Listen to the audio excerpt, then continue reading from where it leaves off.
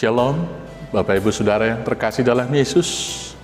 Kita berjumpa lagi hari ini untuk melakukan tugas panggilan hidup kita memuliakan Tuhan. Maka untuk itu biarlah Tuhan yang menguatkan kita, memimpin, dan juga memberkati kita. Maka karena itu marilah kita diberangkatkan dengan doa dan membaca firman Tuhan. Sekarang mari kita bersatu dalam doa. Terima kasih Bapa, hari ini kami masih diberi nafas hidup, dan inilah kami yang telah mempersiapkan diri, menunaikan tugas panggilan. Untuk itu perlengkapi kami dengan firman Tuhan, agar segala hal yang kami lakukan adalah menjadi kesaksian kami untuk memuliakan Tuhan, dan agar itu menjadi berkat bagi banyak orang. Maka pimpinlah kami dalam semua aktivitas hari ini dengan firman-Mu. Berfirmanlah, sebab kami telah siap untuk mendengar, di dalam nama Yesus Kristus Tuhan kami. Amin. Firman Tuhan yang memimpin kita dan meneguhkan kita menjalani tugas panggilan hidup satu hari ini untuk memuliakan Tuhan dan agar kita menjadi berkat bagi sesama. Saya akan bacakan dari Injil Yohanes pasal 16 ayat 30. Demikianlah firman Tuhan. Sekarang kami tahu bahwa engkau mengetahui segala sesuatu, dan tidak perlu orang bertanya kepadamu. Karena itu kami percaya bahwa engkau datang dari Allah. Demikian firman Tuhan. Saudara-saudara yang terkasih dalam Yesus, bila ditanyakan sekarang kepada kita, apakah kita percaya Yesus? Mungkin sebagian dari kita akan tersenyum sinis. Bukankah pertanyaan itu sudah terlambat? Saya sudah lama menjadi Kristen. Kalau kita lanjutkan, apakah Yesus yang kamu kenal? Apakah dia sekedar tokoh sejarah? Ataukah dia sekedar tokoh cerita Alkitab? Siapakah Yesus bagimu?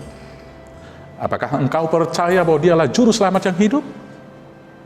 Tentu sebagai orang percaya kita harus menjawab bahwa Yesus adalah jalan dan kebenaran dan hidup yang menyelamatkan dunia, menyelamatkan orang-orang percaya, dan memulihkan kehidupan untuk maju menuju langit dan bumi yang baru. Maka sekarang kita mau menggali sedikit, apakah dasar kita mempercayai Tuhan? Dasar kita percaya kepada Tuhan tentu adalah Alkitab yang sudah menubuatkan Yesus. Mari kita baca di dalam Kejadian 3 ayat 21, ketika Adam jatuh ke dalam dosa, pada saat itu juga Allah langsung mengorbankan satu domba untuk mereka, agar kulitnya boleh diambil menjadi pakaian menutup aib mereka. Di Kejadian 3 ayat 21 dikatakan demikian, dan Tuhan Allah membuat pakaian dari kulit binatang untuk manusia dan istrinya itu, lalu mengenakannya kepada mereka. Para ahli kitab mengatakan dan menafsirkan itu, binatang yang dikorbankan Tuhan di sana adalah domba, dan itu merujuk kepada Mesias yang akan datang. Kemudian kesaksian Alkitab di Kejadian 22 ayat 13, ketika iman Abraham diuji, ketika Tuhan memerintahkan Abraham untuk mengorbankan anaknya Ishak, maka ketika dia mau memotong, menyembelih anaknya Ishak, Tuhan melalui malaikatnya mengatakan, jangan kamu jamah anak itu. Dan dia disuruh melihat ke belakang. Di Kejadian 22:13 dikatakan demikian. Lalu Abraham menoleh dan melihat seekor domba jantan di belakangnya, yang tanduknya tersangkut dalam belukar. Domba jantan juga menunjuk kepada Yesus Kristus. Tanduknya tersangkut di belukar menunjukkan kepada Yesus dengan mahkota durinya. Nubuatan tentang Mesias sekali lagi jauh ribuan tahun sebelum Yesus lahir telah dinubuatkan. Di dalam Kejadian 12 ayat 1-28 tentang perayaan Paskah Yahudi, ketika pada malam terakhir setiap anak sulung di Mesir binasa oleh malaikat maut daripada Tuhan Allah, orang-orang Mesir, setiap anak sulungnya mati. Pada saat itu orang Israel diselamatkan dengan satu syarat, tiap keluarga harus mengorbankan satu domba dan darahnya harus disapukan di ambang atas pintu rumahnya. Sekali lagi, domba menjadi jalan menuju keselamatan, darahnya menjadi materai untuk keselamatan, dan itu sekali lagi merujuk kepada Tuhan Yesus. Yang kemudian secara spesifik di Yohanes 1 ayat 29, Yohanes menunjuk Yesus sebagai anak domba Allah.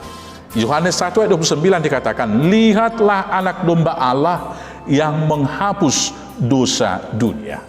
Kita boleh melihat runtutannya, mulai dari Kejadian 3 sampai kepada Yohanes 1 ayat 29, yaitu anak domba Allah itu disempurnakan di dalam diri Yesus Kristus. Kemudian dalam kesaksian Alkitab itu kita bisa melihat Yesus datang dan pergi ke surga. Yesus lahir dari Maria, dikandung dari Roh Kudus.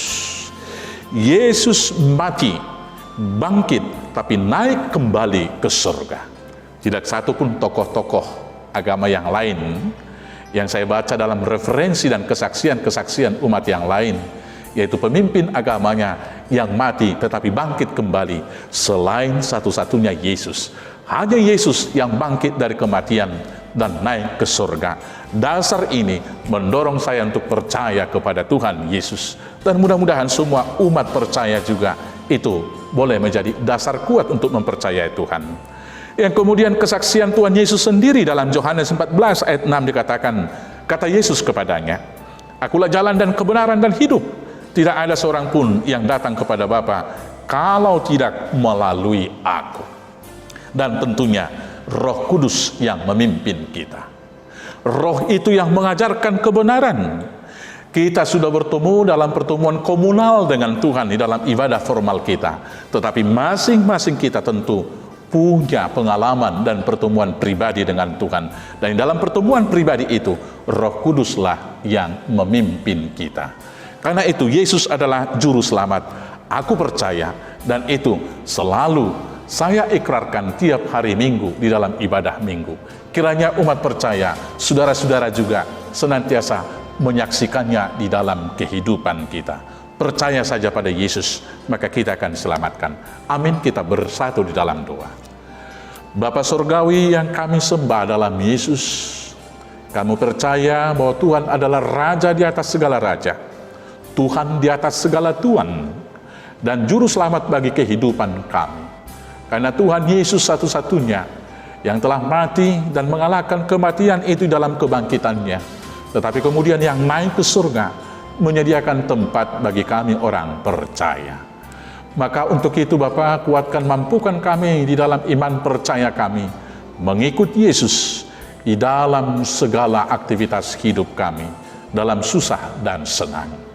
Berkati kami pribadi, berkati keluarga kami, berkati gereja dan jemaat-Mu, berkati semua pelayan-pelayan gereja, berkati juga bangsa dan negara kami, berkati para pemimpin negeri ini, dan juga semua aparatur negara kami.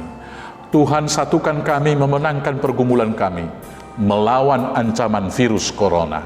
Terima kasih Bapa, terima kasih Tuhan. Dengarkan doa yang kami naikkan hanya di dalam nama Yesus Kristus, Tuhan Juru Selamat kami yang hidup.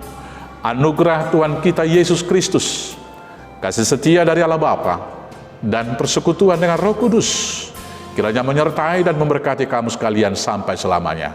Amin.